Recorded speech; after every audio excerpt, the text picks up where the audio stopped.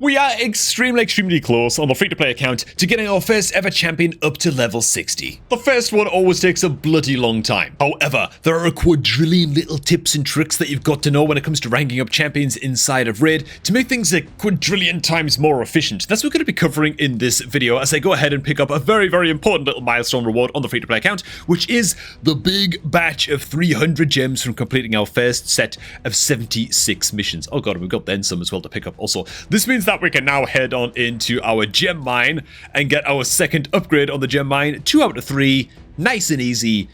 They come thick and fast early on. Of course, it goes without saying that the very first thing that you want to do when it comes to ranking up your champions nice and quick on your beginner account is just work your way through the various stages of campaign, right? Even with just a level 50 campaign farmer like a Tholin Falby, you should be able to get some of the way into brutal difficulty eventually. So you can have a very hard time finishing brutal difficulty campaign and getting up to level 12, which is where you want to be for farming up and ranking up champions in the future, until your Tholin or your campaign farmer, it might be your kill or whatever, is actually level 60. But hopefully you started off your account with the Tholin Falbeard. If you didn't, then man, it's not time to fix that, man. Start your new Raid account right now by clicking on the beginner promo link that's down below this video at the top of the description box and use that link to create your new Raid account, man, for Tholin Falbeard as your day 1 start legendary champion, as well as 4 free epic champions that will just show up on your account completely for free as you level up your account. Xenomorph is also the login reward legendary champion, insane champ for early game as a poisoner into Demon Lord Clan Boss and many other areas of the game as well, so make sure that you take advantage while Xenomorph is a login legendary.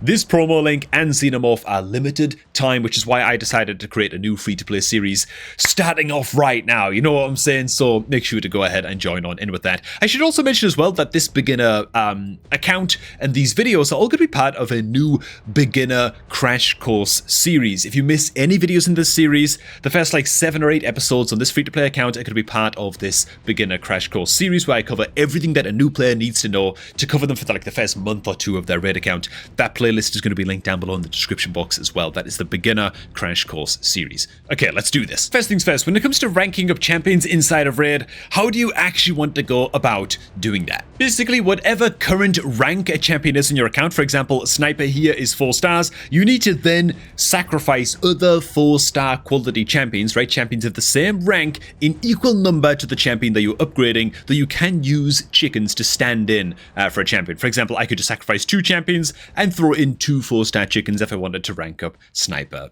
Nice and simple. This means that in order to take my Tholin Falbeard up to 6 stars, I'm going to need 5 5-star quality what we call food champions to throw into Tholin and to sacrifice to Tholin to rank him up to 6 stars, right? And generally speaking, your food champions are going to be the likes of uncommons and common champions that you train up in campaign and rank these guys up, right? Feeding food champions into food champions to eventually get a 5-star quality food champion that you can then feed in to your big man. How do you want to be doing this? Well, you want to be working your way through all of your campaign stages until you get down to brutal difficulty campaign, which as you can see is the stage that I am currently on right now. And brutal difficulty campaign is generally the stage at which you want to be farming up food champions as soon as possible if you can. Now, the furthest I can get on my free-to-play account and consistently kill stuff using just 1 campaign farmer is actually only stage 5, which isn't the greatest right now, but this is the stage that I've been farming. I'm just throwing in my Tholin Falbeard, and then I'm throwing in 3 food champions at once. Why do we do this, okay? If I was to just put 1 food champion in here with my Tholin Falbeard, the experience between these 2 champions will be split 50-50. There's only one problem with that. The Tholin Falbeard is currently level 50, which is the highest level he can get as a 5-star food champion, right? Even if a champion is level capped, they still get a share of the experience, it just goes to waste. So to minimize wastage, you need to fill all slots that you possibly can with other food champions that you're just looking to farm up and rank up and use as chickens, right? Use as food to eventually rank up the Tholin. So that's why we fill up all of these slots. Now switching on over onto my main account, your ultimate goal in brutal difficulty campaign is going to be to reach the Brimstone Path, okay? So level 12 of the campaign, and you want to be farming stage 3 of the campaign, okay? More experienced players will know this already. Why is stage 3 the best to farm? Well, in terms of energy cost, it's 16 energy on a super raid at least, so 8 energy double the cost on a super raid. It tends to be very, very energy efficient in terms of the experience and the silver that you gain from farming campaign 12.3 compared to the other stages. And this is simply the case because campaign 12.3 drops shield artifacts as the artifact drop on 12.3, and shields just happen to sell for more than the likes of gloves and boots and chests and whatever.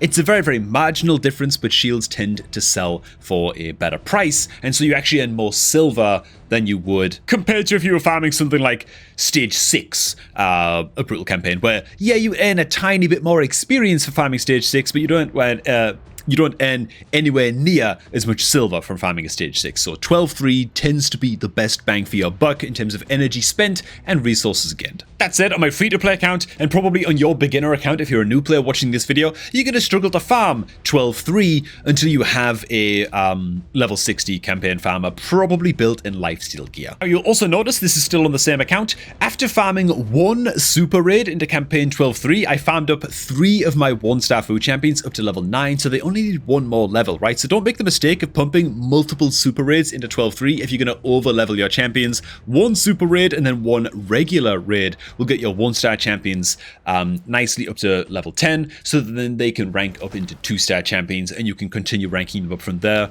eventually building them up into 3 or maybe 4 or even 5-star chickens. That said, this isn't the only way to get this done. What you can also do is go ahead and pull your mystery shards, and I more recommend doing this if you've got at least a couple of 100 mystery shards, and you're feeling a little bit lazy and you just want to do it this way instead. What you can do is pull your mystery shards, get your hands on a bunch of 1-star food champions, like so, and what you're going to do here is, instead of taking 1-star food champions at a campaign, something that you can do is go ahead and let's just take this little nerd right here, this little swordsman. You're going to put 1 brew into one of these champions and make sure you are matching the color of the brew to the color of the champion's affinity. So magic swordsman is a blue magic affinity champion, as you can see with this icon right here. So we're going to put a magic brew into swordsman. That's going to pump him up to level 9 straight away. If I was to put a green potion into swordsman, it only gets him to 7. Nowhere near as good, and not good for what we're looking to do here, right? So 1 blue brew goes into the swordsman, plus 3 other 1-cost champions, hit upgrade, and that's going to get him up to rank 10, and we can instantly go ahead and take him like so, up to a 2-star champion. And so that's just a quick way that you can spend mystery shards quite excessively and use 1 brew per 1-cost champion, plus 3 of the champions to go ahead and just instantly take them on up. And so, yeah, this is going to save you some time, but it's only really good once you've got a good amount of mystery shards in your account. And by the way, that is the only time ever that you should be using brews to rank up your champions, right? The last thing you want to do is take a food champion, and that's like 3 stars, and just go ahead and start pumping brews into him to take him instantly up to level 30, and then, oh, I'm going to start ranking this guy up now. No. This is not how you want to be using your brews. Only ever use brews for ranking up champions when it comes to 1-star champions. Brews have a very, very different use on your account a little bit later on, and we'll get to that in a bit. So the next tip, this is also another one for new starter players, really. When you're first getting started in Raid, you're going to get a huge abundance of gems from completing missions and your arbiter missions and stuff on your account, and you want to spend all of those gems on fully ranking up your gem mine to a 3 out of 3. It will pay for itself in a matter of months, and so make sure that you go ahead and get this done. It's going to give you a steady income of incoming gems. After you've upgraded your gem mine, next port of call is going to be unlocking slots in your Guardian Ring. Now, I'm on my main account right here, and you can see that I've actually fully upgraded all of these slots as well to level 3 out of 3. You don't have to do this, to be honest. It's quite frivolous. I spend money on my main account, been able to afford to do this. And honestly, I still don't know if it's really been that worth it, to be fair. But what you at least want to do is pay the gems to unlock all of these slots. Jumping back on the free-to-play account, you can see I've got like 1 slot available right here. It's going to cost you 300 gems per slot to unlock all of the others. And yeah, this just allows you to throw a champion into the slot. Generally, I'd go ahead and throw in 3 or 4-star food champions and start ranking up champions in here. First and foremost. However, what I would not do is take a 3-star food champion that's level 1 and put them into the Guardian Ring. Why? Well, let's go ahead and do it and see why, shall we? Hopefully you guys can see. If not, I'll just hide my camera real quick. You guys can see here that it's only going to take 34 minutes for this champion to hit the next level. Why is that a bad thing? Well, because unless I'm here in the game and I'm actually logged into the game to click the level up button, okay, once he hits this next level, you need to be in the game and click the level up button, he's just going to sit there and not be gaining any XP. And that's going to suck. That's going to be awful. So what you actually want to do is take 3 and 4 star food champions and actually put some levels into them, right? And so, for example, let's just imagine that Venomage here is a food champion, right? I'm eventually going to use him as a chicken. I want to take him up to 5 stars and use him as a 5-star chicken. If you throw some levels into him, I'd say throw at least like 24, 25 levels into a food champion like this, and then put them into the Guardian Ring. Well, now it takes a lot longer. Now it's, you guys can't see, but now it's going to take 6.5 hours for the Venomage to get his levels, which means I can safely go to bed. I can go get my work done for the day and then go to the gym or whatever the hell I've got to do. And I don't have to worry about the champion sitting there gaining nothing, right? Because, it just takes more experience for them to level up the higher level they get. So it takes longer for the Guardian Ring to, finish cooking the chicken.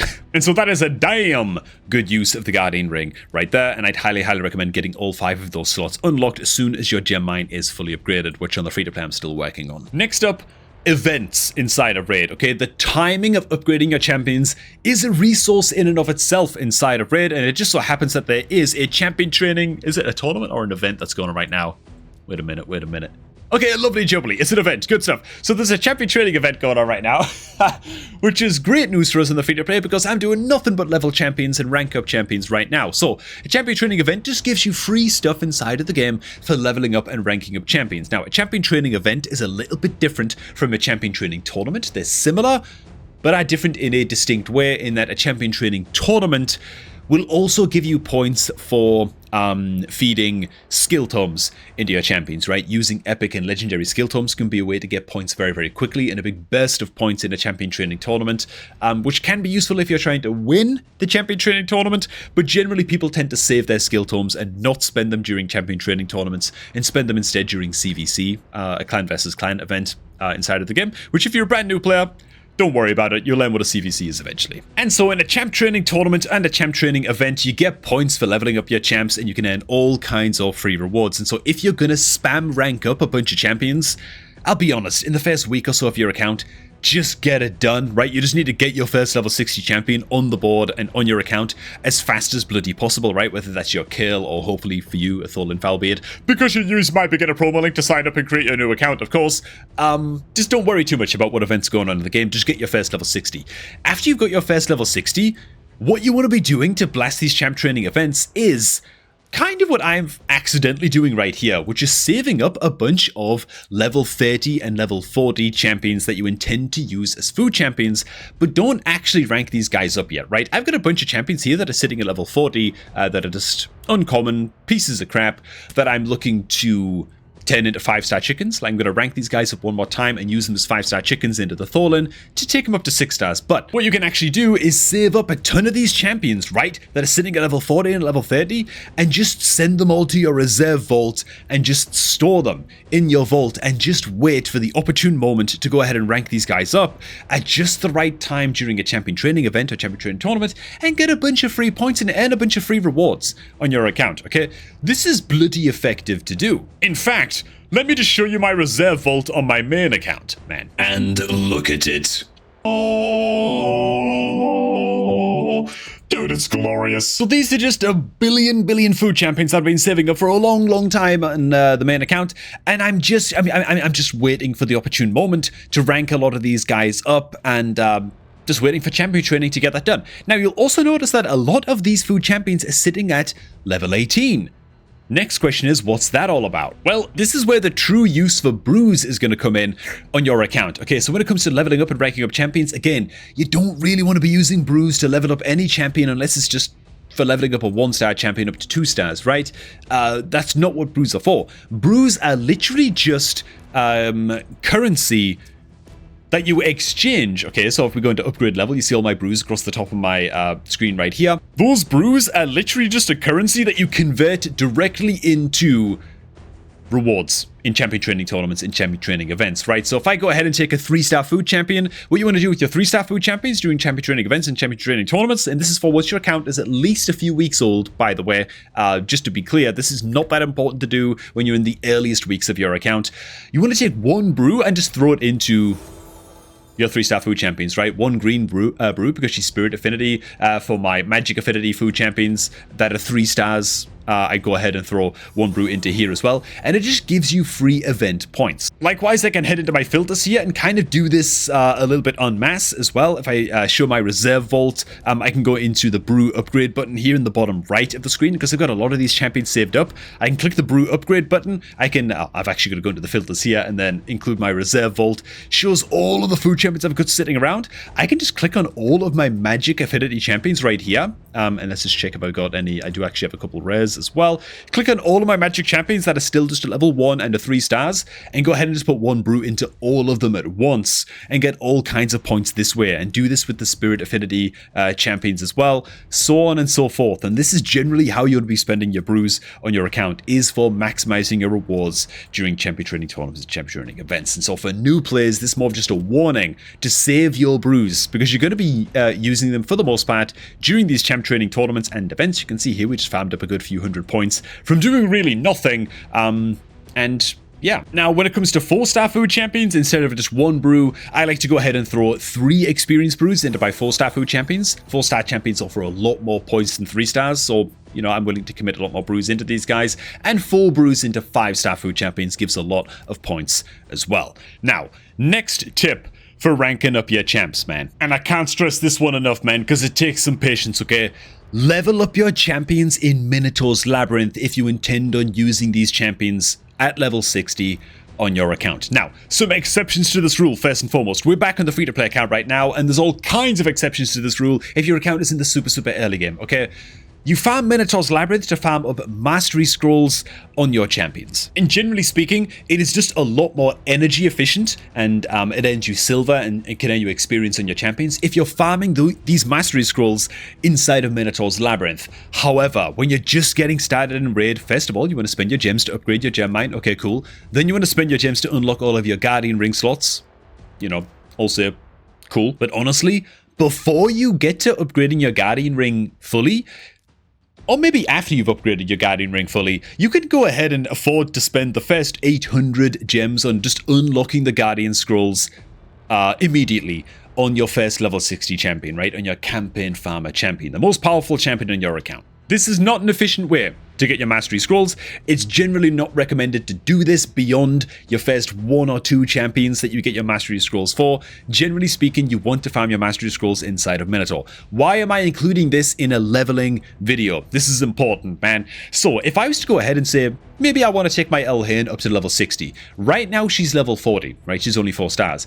If I was to go ahead and rank up my Elhain to 5 stars, if I was to then start farming her masteries and experience at the same time, because you get some experience for clearing stage 15 Minotaur, and you get a little bit of silver as well. But as soon as my Elhain was to hit 5 stars, if I was to start leveling her up and ranking her up inside of Minotaur, by the time she hits 6 stars and about level 58 or 59, she'll have full masteries, man. Meaning that you get the maximum value out of Minotaur if you actually start leveling your champions as soon as they hit 5 stars inside of Minotaur itself, because then you're farming experience, you're farming their scrolls, and you're farming silver at the same time. You could get a silver reward, right? I suppose another caveat is as well, you really want to be farming stage 15. Do not bother leveling champions and ranking up champions this way inside of Minotaur's Labyrinth. First of all, unless you actually plan on taking the champion up to 60 and using them for a long time on your account. But also, you've got to have stage 15 unlocked. Otherwise, it's just not going to be worth your energy. And so for an early game account, this is more of just an FYI and something to be aware of. This might be a direction that you take your account in the future if you're looking to play Raid Shadow Legends with maximum efficiency on your account. Yeah. Oh, I actually totally forgot to record, by the way, actually getting Uugo on my account. Of course, our account hit level 30 just a little bit earlier on this morning at the day I'm recording this video, and so Uugo was one of the login reward champions. Oh, sorry, one of the promo link champions that I got on the account as well, just from using the beginner promo link.